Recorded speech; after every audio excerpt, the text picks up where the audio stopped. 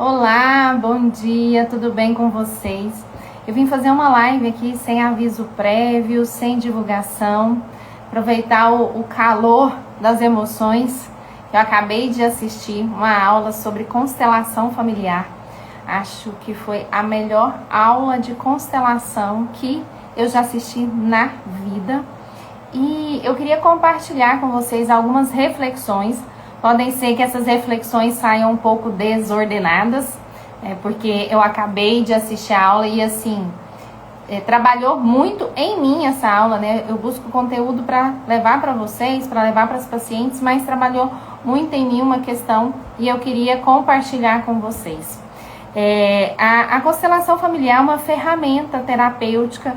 Eu trabalho com bonecos e por baixo de toda essa ferramenta em si, vamos dizer assim, existe uma teoria vasta, grande, profunda e linda, que eu sou apaixonada.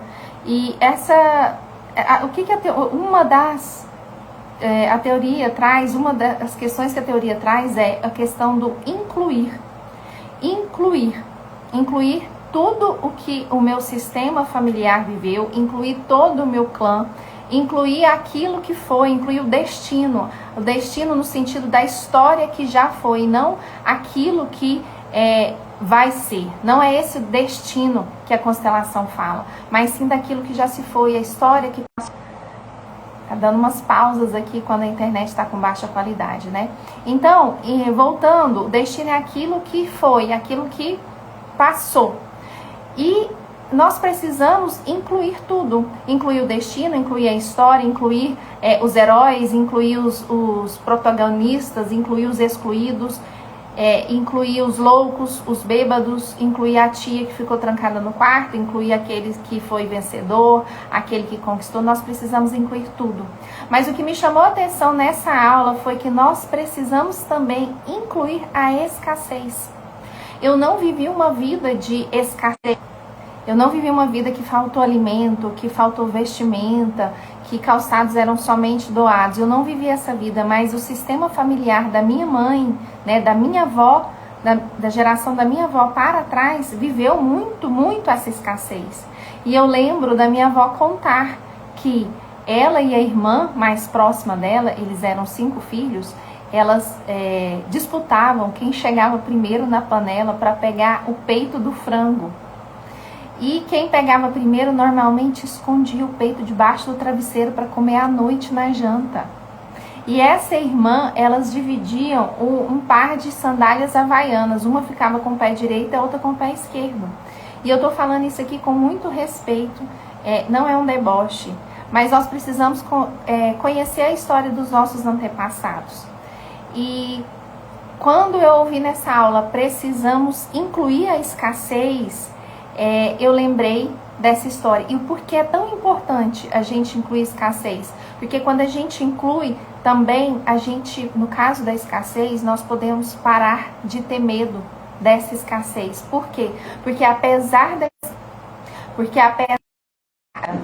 a vida veio de longe. Apesar da escassez, os nossos antepassados conseguiram passar a vida para frente. Tanto é que nós estamos aqui. Então, nossos antepassados, nosso sistema familiar, consta no nosso sistema familiar uma força que, apesar da escassez, passa a vida para frente. Né? Para passar a vida para frente, a gente precisa de muita força. Então, apesar da escassez, eles passaram a vida para frente, tanto é que estamos aqui. Então, não preciso temer a escassez, porque é algo que meu sistema familiar já sabe superar, já sabe, já presenciou, já passou, já sobreviveu, e nós também podemos sobreviver a isso.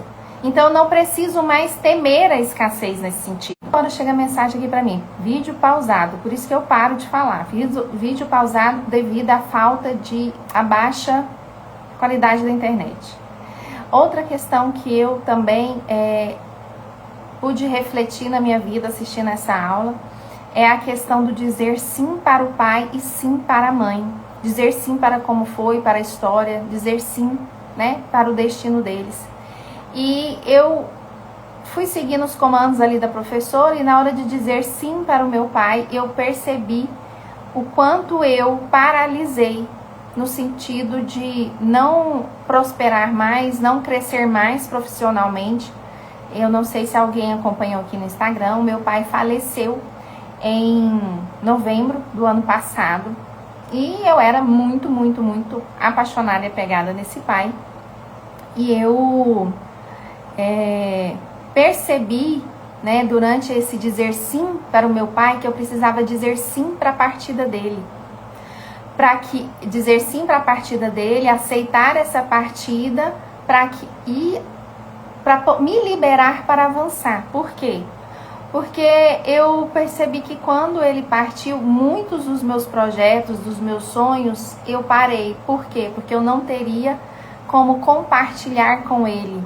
E eu não teria ele para me validar, ele para jogar confetes, para bater palmas, porque ele era um grande incentivador meu, um dos meus fãs. Não teria conexão. Voltou.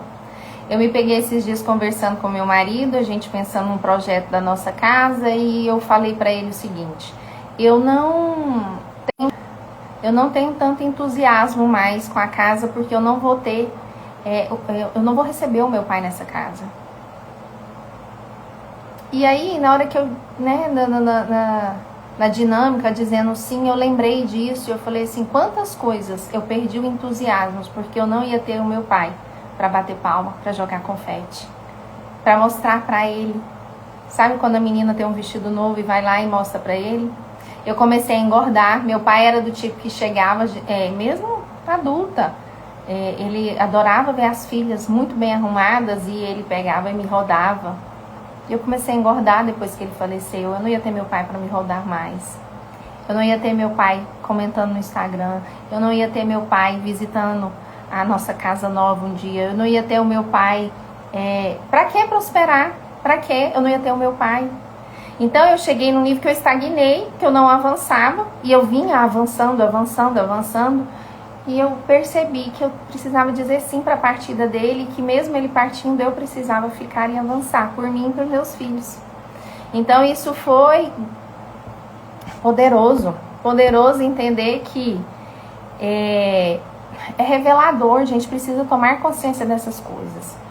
E eu quis trazer isso para vocês. E eu disse sim para a partida dele, até porque recentemente a namorada dele, meu pai tinha 68 anos, estava com a namorada recente, os dois pareciam dois adolescentes juntos, eram um amorzinho juntos, dois. Ele tinha acabado de entrar numa sociedade, um restaurante, que ele sempre trabalhou com restaurante, e ele teve um mal súbito, internou, em 11 dias ele faleceu. Então, foi muito de repente, e recentemente a namorada dele me contou que ele falava que se fosse para ele, que ele pedia a Deus, que se fosse para ele ficar com algum dia acamado, sequelado, na cadeira de roda, dependendo dos filhos, dando trabalho para os filhos, ele preferia que Deus o levasse. E ele sim, ele ficaria com muitas sequelas se ele saísse dessa internação. E eu acredito que Deus atendeu o pedido dele, ele gostaria de ir sim. Então eu tive que dizer sim para esse desejo dele de partir, para não dar trabalho, e que apesar dele ter partido, eu iria continuar. Então muitas vezes a gente acha que tá com que o problema são tantas coisas, que o problema às vezes é da economia, que o problema é espiritual, que o problema... E lá no fundo do nosso inconsciente, nós estamos... Para onde está olhando a nossa alma? Para onde está olhando? A minha estava olhando para o meu pai. Se você não está aqui, não faz sentido. Não tem você para ver. Né? Então, a constelação olha para onde a nossa alma, né? Quando a gente inicia uma constelação, a gente vai buscar para onde a alma do cliente está olhando. Porque às vezes a cliente está falando assim, não, eu quero enriquecer, eu quero prosperar, eu quero avançar. E quando ela posiciona ali os bonecos, ela coloca o boneco dela olhando para quem? Para o papai. Ou olhando para trás.